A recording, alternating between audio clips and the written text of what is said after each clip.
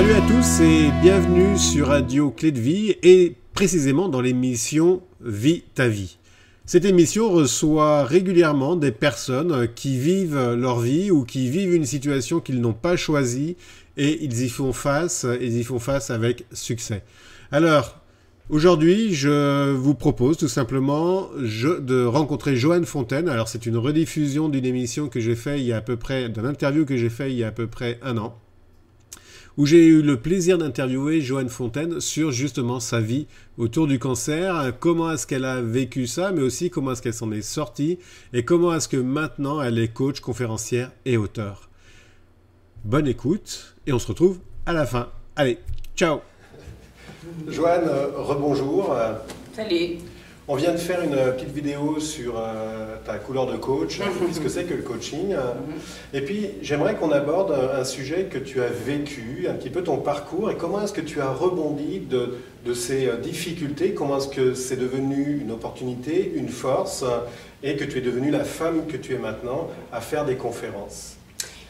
Oui, ben écoute, il y a 5 ans maintenant, j'ai eu un diagnostic de cancer stade 4. Il me restait soi-disant un an et demi à vivre. Et j'ai tout de suite identifié la femme médecin comme étant une race qui se sont appropriés le pouvoir, des connaissances et qui ont brûlé beaucoup de sorcières. Donc, que je pouvais avoir du recul par rapport à ce qu'elle disait. Après ça, je me suis dit, bon, écoute, il te reste 1 an et demi ou 2 à vivre, comment vas-tu vivre ça? Donc, alors je me suis dit, est-ce que tu vas vivre pendant 1 an et demi ou 2 en colère? Est-ce que tu vas vivre 1 an et demi ou 2 en dépression nerveuse ou tu vas vivre 1 an et demi ou 2 dans ta lumière? Alors la réponse, elle était facile, je vais aller dans ma lumière. Et en allant, j'ai toujours eu beaucoup de lumière, mais très sensible à ceux qui n'aimaient pas cette lumière-là. Parce que c'est une lumière assez fracassante, qui prend beaucoup de place. Et ça peut ennuyer certaines personnes. Et j'ai décidé de ne pas porter flanc à ces personnes-là et que je ne serais pas dans ce regard-là. Je serais dans le regard de ceux qui m'aiment. Donc, j'ai appris à m'aimer. Non seulement j'ai appris à m'aimer, j'ai appris quelque chose d'essentiel aussi, c'est de recevoir. Parce que c'est très difficile quand on sort de l'hôpital après de très grosses opérations, on ne peut même pas aller se chercher un verre d'eau. Donc, s'il y avait tant de gens qui m'aimaient, c'est que donc je valais la peine. Donc, j'ai appris à recevoir, j'ai appris à m'aimer et à m'abandonner à cette lumière-là. Et forcément que cette grande lumière-là, qui est beaucoup plus grande que ce que je suis, il y avait forcément ce que j'ai appelé les divinités et les déesses. Parce que comment j'allais me mettre à danser le tango avec ce liquide salvateur, qui est la chimiothérapie? Comment allais-je accompagner ça pour que ça fasse encore plus effet? Alors je me suis dit, ben, avec les déesses, avec la lumière en moi, avec la danse, on va commander à une partie du cerveau qu'on n'utilise jamais, si c'est vrai. Alors, je vais utiliser justement la partie dont on parle. On va y aller et on va aller parler aux ADN, on va aller danser avec eux, on va gambader. Et c'est comme ça que je me suis guérie, d'un cancer stade 4, que je me relève de 2 récidives quand même. C'est quand même pas si mal. Ça fait à peine 5 mois que j'ai été opérée. Je suis super en forme. J'ai une énergie qui n'est pas possible. Et parce que cette énergie-là, je suis capable maintenant de me lever le matin en me disant, qu'est-ce que tu nourris? Tu nourris tes ombres ou tu nourris ta lumière? Tu nourris ta lumière. Et en nourrissant ma lumière, j'ai tellement de lumière que je peux aussi aller aider les autres, supporter les autres, prendre la main aux autres, entraîner les autres dans une farandole qui est la vie avec ses ombres. Eh oui, avec ses ombres et ses lumières, mais que les ombres ne deviennent pas quelque chose qui nous envahisse, sortir du cadre, qui nous écrase. Souvent, on peut s'en aller en dépression, on peut s'en aller, je suis même allée dans la maladie, mais à un moment, il faut rebondir. Et je crois qu'on peut rebondir par cette pulsion de vie qu'on a à l'intérieur de nous, qui, elle, est qui est jeune, qui est nouvelle à tous les jours. C'est ce qui me permet de dire que j'ai dansé, que j'ai gambadé, que j'ai... ma vitalité est au-delà d'avoir 60 ans, 70 ans, 80 ans, 14 ans, d'aller dans une vitalité essentielle, qui fait que la vie est beaucoup plus agréable à vivre, parce qu'avouons qu'elle est pleine d'épreuves. Justement, tu parles d'épreuves, et quand on t'a annoncé que tu avais ce cancer de stade 4, donc avec plus qu'1 an et demi à 2 ans qui te restait à vivre, pour des personnes qui vivent cette situation-là, comment est-ce que toi, tu as fait pour prendre ce recul-là face justement à des médecins qui t'annonçaient ça? Mais parce qu'il y a comme des neurones qui se sont figés, puis j'ai fait « Oh, un instant. » Alors, il y a 2 choses avec le cancer. Ou on en meurt, ou il y a plein d'histoires de gens qui s'en sortent. Bon, alors pour le moment, je ne suis pas en train de mourir. Donc, on va s'en aller du côté de la vie. Je n'ai pas à m'imaginer que telle musique va être dans la chambre d'hôpital ou tel truc va avoir parce que je vais organiser ma mort, parce que de toute façon, je mourrai avec panache. J'ai une telle peur de mourir que je me suis dit, quand même que tu voudrais mourir avec panache, tu n'es pas en train de mourir. C'est pas ça. Alors, je vais aller dans ma vie spirituelle. Je vais aller puiser des forces. Et puis, mon Dieu, s'ils font de la recherche, je vais aller dans le sens de leur recherche. Je vais aller dans le sens, je me répète peut-être, dans le sens de la vitalité pure qu'on a en nous. Puis tu sais, j'ai eu la chance d'être une folle. Donc, je n'avais pas nécessairement d'argent pour aller faire acupuncture, en fait, toute cette médecine holistique, homéopathie, tout ça. Et j'ai tout inventé ça. J'ai dansé, j'ai jamais tant fait d'expression corporelle de ma vie. Je n'ai jamais tant bu avec du bon vin pour célébrer la vie, la joie d'être ensemble, la joie de manger, la joie du moment présent. J'ai rencontré la méditation pleine conscience. J'ai rencontré de se calmer. J'ai rencontré de calmer en moi cette petite fille impatiente qui se roule par terre, qui se roule par terre et qui hurle parce qu'elle n'a pas nécessairement tout de suite ce qu'elle veut, parce qu'elle n'est pas contente, parce que c'est difficile, parce que toutes les autres sont meilleures qu'elle, et elle ne vaut rien et tout. Elle, je l'ai prise dans mes bras et je l'ai consolée. J'ai cessé de lui parler avec méchanceté. J'ai arrêté d'être violente, parce que vous allez le voir dans la conférence ce soir, la première violence, c'est envers nous, la première violence faite aux femmes. C'est nous qui nous la faisons à nous-mêmes. Nous avons une façon odieuse de se parler. Et j'ai cessé ce discours intérieur-là. J'ai pris cette petite fille-là qui avait beaucoup de peine, qui avait bien raison d'avoir de la peine, parce que oui, il y a beaucoup de personnes qui sont bien meilleures qu'elle, mais que ça ne changerait rien. Elle ne sera jamais Nicole Kidman. Il y aura toujours quelqu'un de mieux. Je dis Nicole Kidman, j'aurais pu. Mais alors, de la consoler là-dedans et de l'amener ailleurs, dans un... En tout cas, moi, j'aime mieux de l'amener dans être une vivante, qu'être une vivante morte. Donc, tu es passé plus à la lumière, justement, tu as pris cette énergie, cette opportunité. Quelque part, j'ai lu que justement, c'était une opportunité, ce qui t'était arrivé, un cadeau. Et ça t'a permis encore de faire autre chose, de voir d'autres choses, d'autres aspects de ta vie. Et ça, surtout, c'est que, tu comprends, c'est que ça m'a donné comme de la probité, ou ça a donné du sens à toute cette démarche de vie. Je suis comédienne, j'ai enseigné 20 ans dans un cégep, dans une école de théâtre, le corps dans l'espace. J'ai fait mon cours en PNL. Beaucoup disaient, ben, une actrice, elle est coach en PNL, pour qui elle se prend, elle? Alors, regarde, j'ai un diplôme, j'ai réfléchi, je continue à suivre des ateliers, je continue à lire là-dessus. J'ai une réelle démarche à partager et je crois que les gens qui viennent avec moi, ben, ça va être un plus pour eux. J'ai un plus à donner. C'est ça. Et parce que c'est ma mission. Si je suis encore en vie, c'est parce que j'ai beaucoup à partager. Sinon, je crois, je ne sais pas, le plus grand abandon, le plus grand lâcher-prise, c'est sans doute de mourir.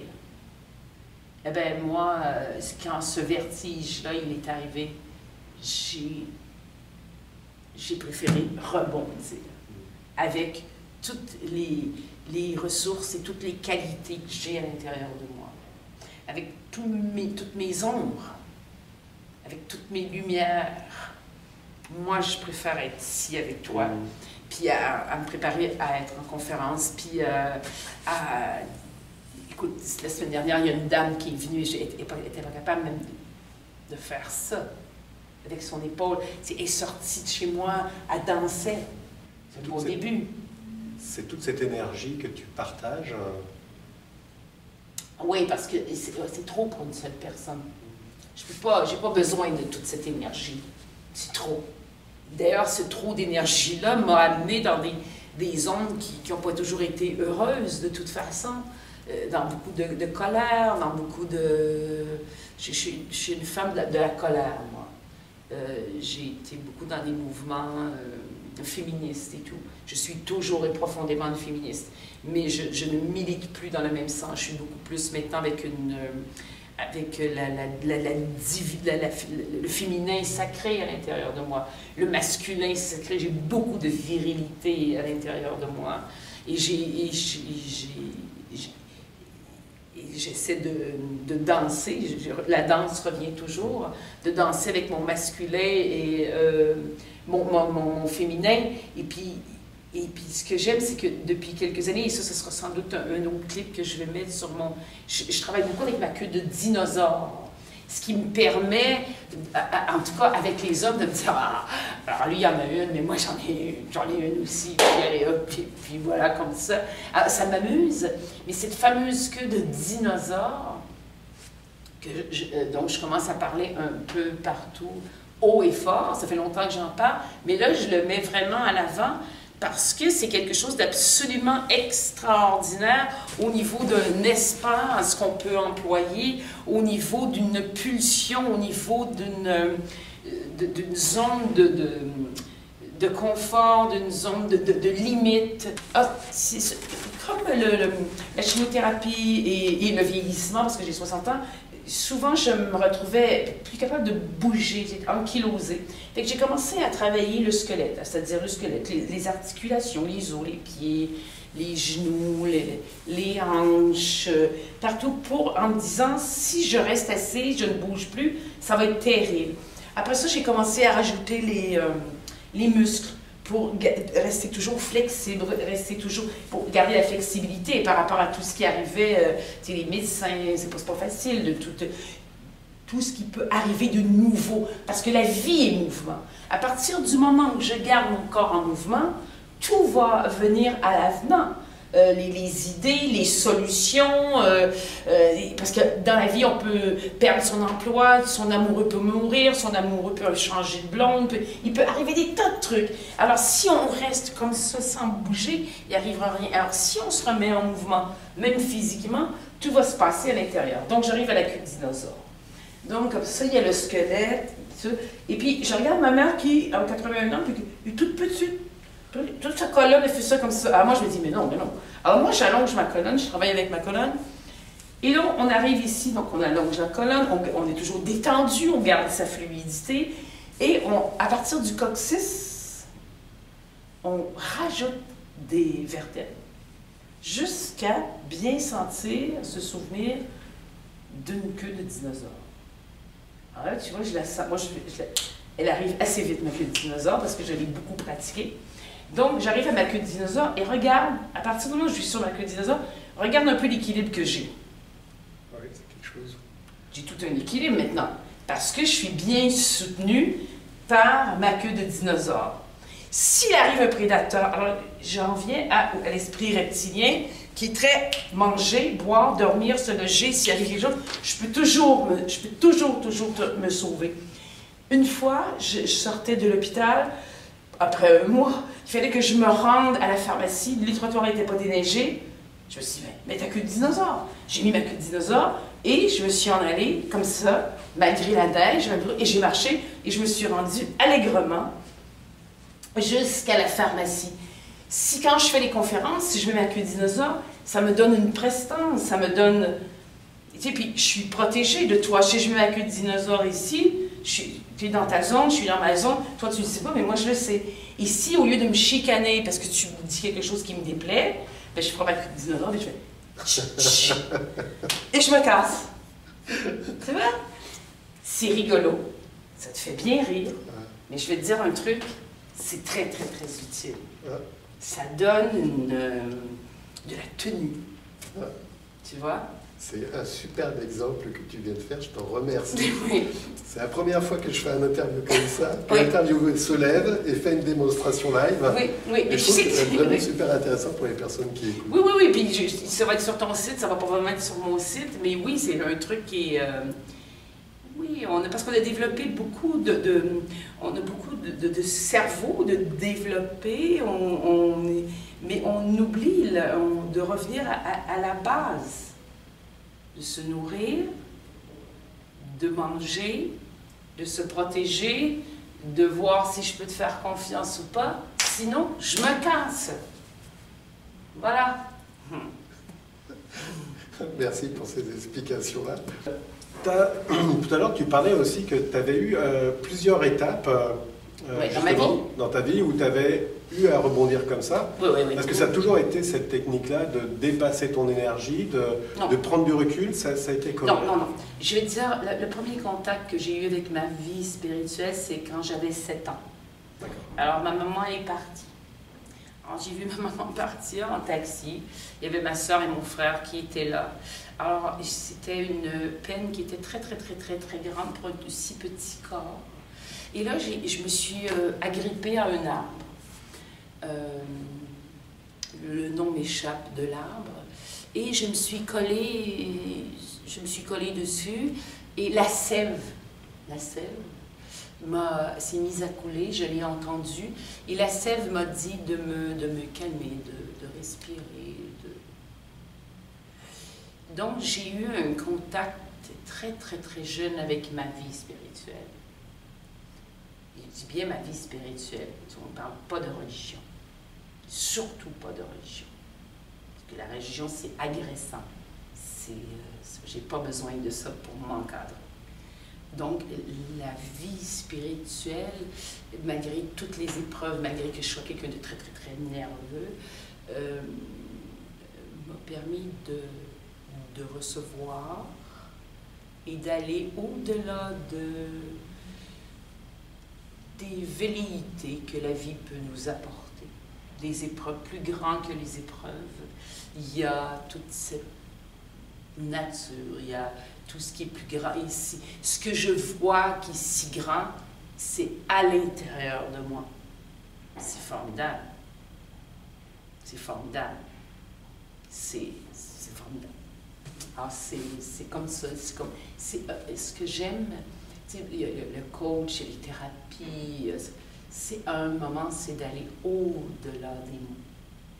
Et de se retrouver en état de, il y en a qui vont dire rien, en état de prière, en état de lumière, juste là, au moment où on est là, avec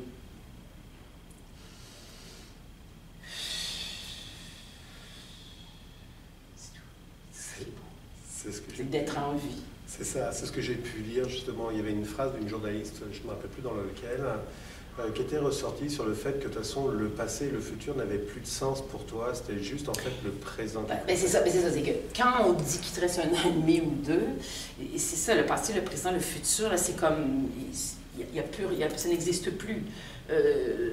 Ton futur, c'est ton... Il n'y en a pas, il y en a pas de futur. Le présent devient... Tu n'as plus d'âge. Tu n'as plus d'âge, tu vas mourir. Alors, je meurs quoi? Je meurs où? Je meurs dessus, je meurs pas. Et c'est là qu'il m'est venue l'idée, en tout cas, c'est devenu plus clair, de faire une équipe avec cette vieille qui n'a pas d'âge, cette éternité en moi, avec la femme à cette époque-là de 55 ans et avec cette petite fille si intransigeante qui se roule par terre, qu'il faut calmer et qui a une telle énergie. Pourquoi elle se roule par terre? Parce qu'elle veut tout de suite. Bon, alors tu vas tout avoir, mais ce ne sera pas tout de suite. Calme-toi. Calme-toi. Apaise-toi. Parce que tu sais, avec toutes ces récidives que j'ai eues, quand je me retrouvais encore à l'hôpital, je me disais, mais qu'est-ce que tu n'as pas compris? Qu'est-ce que tu n'as pas... Et j'ai fait appel à une hypnologue. Les 2 dernières fois, à la veille de l'opération, je me suis dit, c'est pas possible. J'ai passé à travers tout ça.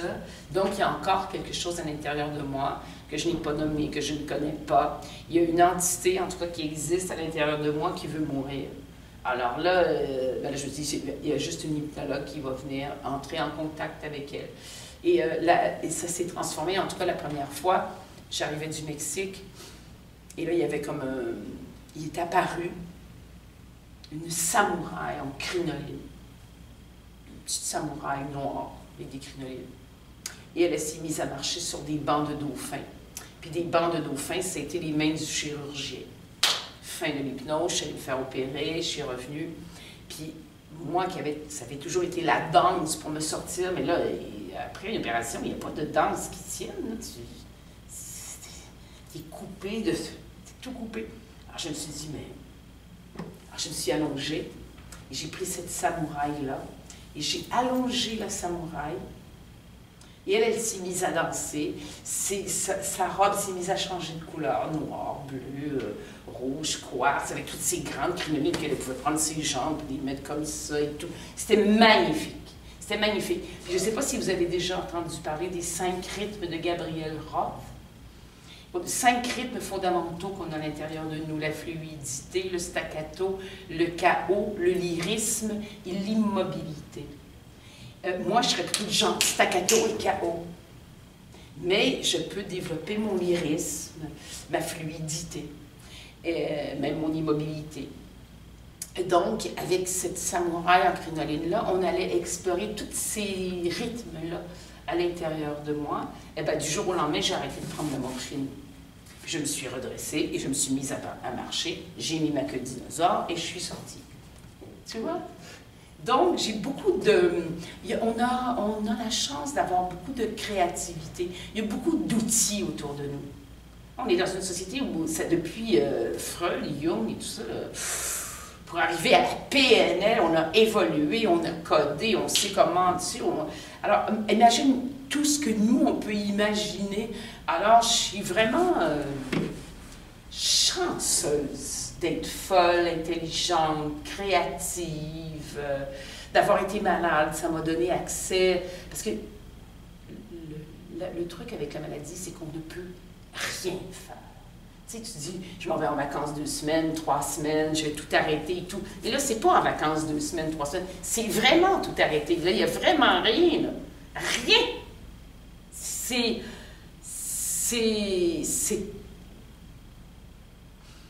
toi avec la vie, toi avec la mort. Alors, comment est-ce qu'on est avec ça? Alors, il faut s'apaiser, la recevoir, mais il faut repartir le mouvement parce qu'on est un corps. Écoute, je ne suis pas un gourou, là. Il y a des gens qui meurent, là, qui sont en train de mourir aujourd'hui, puis c'est pas parce qu'ils ont décidé de mourir. Pourquoi moi je ne suis pas morte? Je ne sais pas, parce que j'ai une mission, parce que je dois venir partager cette vivacité, cet optimisme, cette joie de vivre que j'ai, cet enthousiasme, cette folie-là, qui, ma foi, finalement, n'est pas si folle que ça. Une samouraï qui danse à l'intérieur de nous, puis une queue de dinosaure, et puis de l'amour, de la curiosité, et puis voilà. Merci pour toutes ces explications-là, haut en couleur, tellement de belles choses, tellement de belle énergie, tellement d'une belle expérience. Je te remercie beaucoup. C'est moi, ça me fait plaisir d'accueillir mon travail, ouais, d'accueillir ma démarche. Ouais, je trouve ça vraiment vraiment super en fait que tu partages tout ce que tu as vécu. Tu vas faire des conférences, tu en fais déjà. Là, ce soir, tu vas faire une conférence, tu vas partager un petit peu ton expérience par rapport à ça. Si on parle un petit peu de ton avenir, parce que là, maintenant, si le passé est passé, le présent est tel qu'il est, il y a de l'avenir. Oui, mais il y a de l'avenir. Il y a de l'avenir. C'est quoi ton avenir, justement, là, sur les prochains mois, par rapport à tes conférences, à tes ateliers, à ton coaching? Bon, ben d'abord, c'est de continuer à faire des conférences, de faire beaucoup de coaching privé. Je suis une formation en ce moment pour devenir formateur accrédité par Emploi Québec. Je veux faire 2 programmes. Un programme qui est hygiène de vie au bureau. Parce que les gens se tiennent mal, parce que les gens sont toujours assis. Puis plus ils sont assis, plus ils écrasent. Je vais travailler beaucoup l'attitude physique au bureau, plus la méditation et la méditation pleine conscience et la cohérence cardiaque, ainsi que je suis en train de développer des trucs pour parler en public. Comment faire des entrevues, comment se tenir, comment convaincre. Et je veux aussi, j'ai plein de petits cahiers à la maison, avec plein de trucs. Et j'aimerais bien ramasser ça puis écrire un 2e livre. C'est ce que je souhaite. Et puis, j'aimerais ça faire des conférences ateliers. C'est qu'une partie, c'est la conférence, puis une partie, ben, c'est l'atelier. On travaille la queue de dinosaure, j'ai des cartons, on met en lumière, tout, parce que je faisais beaucoup d'ateliers avec des femmes et je leur disais, OK, écrivez-moi 20 qualités. Le 20 qualités? Oh, ben là, Alors maintenant, je donne une feuille, il y a beaucoup de synonymes, il y a, je ne sais pas, au-dessus de je ne sais pas combien. Puis là, je leur dis, OK, vous réfléchissez pas, vous cochez, je vous les nomme, allez hop, on prend son petit carton, puis on fait chlac. Et les gens, je fais, OK, vous en avez combien? Il y en a qui font, j'en ai 103, j'en ai 80. Je fais, ah ben voilà, hein. Et si je vous avais demandé comme ça, vous n'aviez pas de qualité. Alors, j'aimerais ça que, c'est ça, rebrancher les gens sur leur vitalité et pourquoi pas jouer. Alors, mon avenir, ce serait de jouer, de faire des clips sur YouTube et puis voilà. Puis j'aimerais bien aller faire le tour de la francophonie. Voilà, ce serait ça mon avenir. Si tu me le demandes, là, ben je te le dis. C'est ça que je dirais. Joanne, tu parlais d'un 2e livre, et puis là, c'est le premier livre. Oui, ça c'est le premier, oui.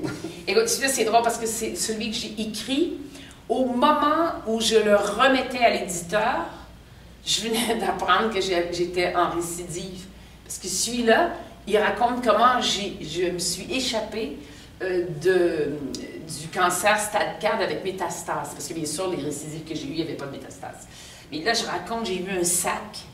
Je raconte toutes mes péripéties, puis je raconte tout comment j'ai vécu, comment ça s'est passé à l'hôpital, comment ça s'est passé avec le système de santé, d'où ça vient. Ce que tu m'as demandé tantôt, d'où ça vient cette lumière-là, ces déesses-là. Donc, tout est là-dedans. Donc, le 2e livre devrait parler, en tout cas, si ça ne parle pas des récidives, au moins que ça parle de... dans le 2e livre, pour le moment, il s'appelle 1, 2, 3, Switch. Intéressant. Parce que dans PNL, tu connais la PNL, alors il y a le Switch. Alors, c'est ça. Moi, je suis beaucoup dans le Switch, c'est-à-dire exactement ce que je te disais depuis le début. Je me lève le matin. Qu'est-ce que je fais? Je m'en vais dans mes ombres ou je m'en vais dans mes lumières? Alors, Switch, lumière. Super. On va terminer sur ces mots. C'est vraiment un réel plaisir de faire l'interview avec toi. Je te remercie. Et ça fait plaisir, Alexandre. Je vous invite à aller regarder le livre. Il est dans toutes les bonnes librairies. Oui, j'imagine qu'il est encore là. Oui, okay. Il est même électronique. En plus électronique. Donc je vous invite à aller regarder sur ton site. D'accord? Sinon oui. Je mettrai de toute façon le libellé, enfin le lien dessus. Ouais. Je vous remercie d'avoir suivi cette vidéo. Et puis, n'hésitez pas à contacter Joanne, vous avez pu voir, elle a plein d'énergie, et croyez-moi, ça bouge. Je ne connaissais pas Joanne avant cette interview-là, et vraiment, ça a été un grand plaisir. Ça vous fait bien rigoler, Ah oui, tout à fait, je te remercie beaucoup, et puis ton énergie est communicante.